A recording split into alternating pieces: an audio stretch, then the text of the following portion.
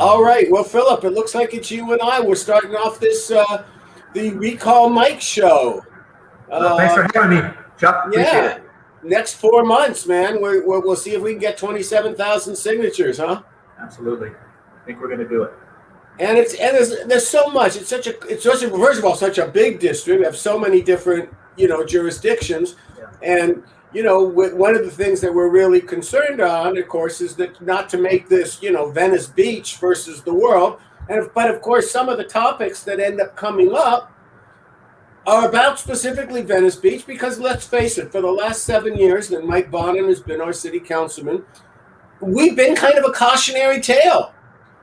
What happens when you're not represented? What happens when your councilman doesn't like some of the residents and doesn't really want their advice or counsel on how to deal with some of our local problems and issues?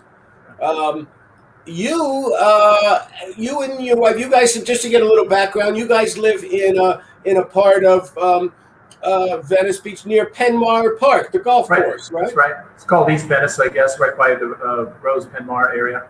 And you had some influence there, actually getting it. Some of your transient residents moved. Yeah, we had an encampment that grew to almost 80 large tents that were there for maybe 6 to 9 months or so, and it was a group of close neighbors got together and we formed a group, and we just basically bombarded the city. Requested audience with our city councilman, requested any official who would listen, the fire department, the county, the city, the state, anybody we possibly could, we contacted. And how did you finally get breakthrough? We've been told that sometimes Mike Bonin doesn't return his phone calls. Yeah, ultimately on our street, on Rose Avenue, we had 3 RVs literally explode and burst into flames within about an 8-week period. We had a major fire along the border of the golf course, which set a couple of very large trees on fire and burned a number of encampments. And then we had a brutal, horrible attack of this woman right across the street from where we lived that resulted in the guy actually setting her tent on fire with her in it. But she wasn't injured in the fire, but it was just a horrific set of events within a very short period of time that finally got the attention of our councilman. Yeah, I mean, while you were speaking, the word horrific is the one that came across my mind as well. And you guys have children, right? Small children. Yeah, we have a 7 and 10-year-old, and they have been traumatized, just like we have as residents of the city, of having to deal with a lot of the things that most people just don't see in the encampments because they don't live by it. And I think that's part of the issue is that we have such a large district, 300,000 people in CD11. And with those 300,000 people, most people don't live within arm's throw of a major encampment where there's literally a community formed and there's just daily drug dealing, daily fires, daily fights, daily screaming, yelling, mental health breakdowns, and actually observing closely exactly what's happening in these encampments. Most people just don't see. They see the other side of it. So poor guy needs some water, needs some help, and there's lots of people who need some help, but they don't see the other side at 4 a.m. and what's going on outside their window. So here's a question that people ask all the time: when you get them moved out, like you had a group of people in tents, and they finally left the Penmar Park, the East Venice, where did they go?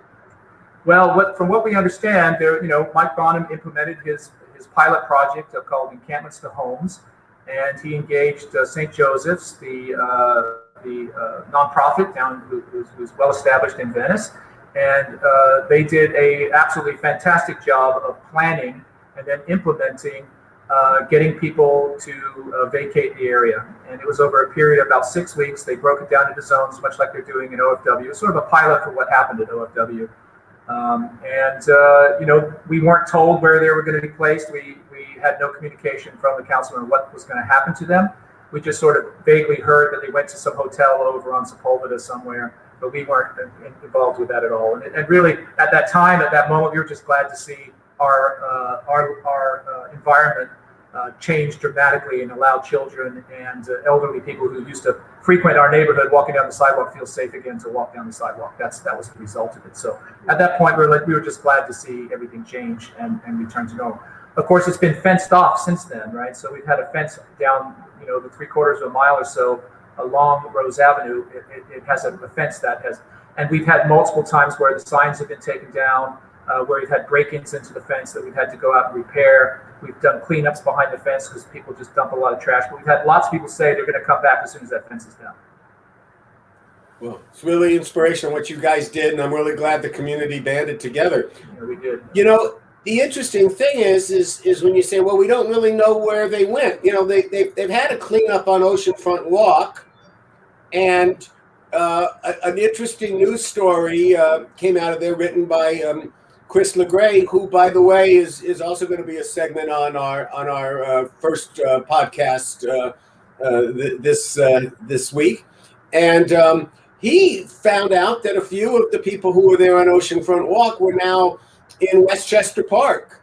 Yeah. We're in Santa Monica. We're up by Ocean Park. So we have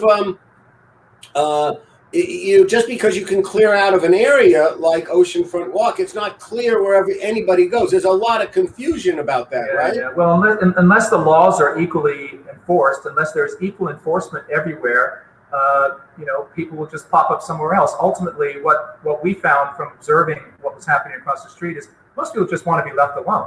They just want to be left alone and not hassled.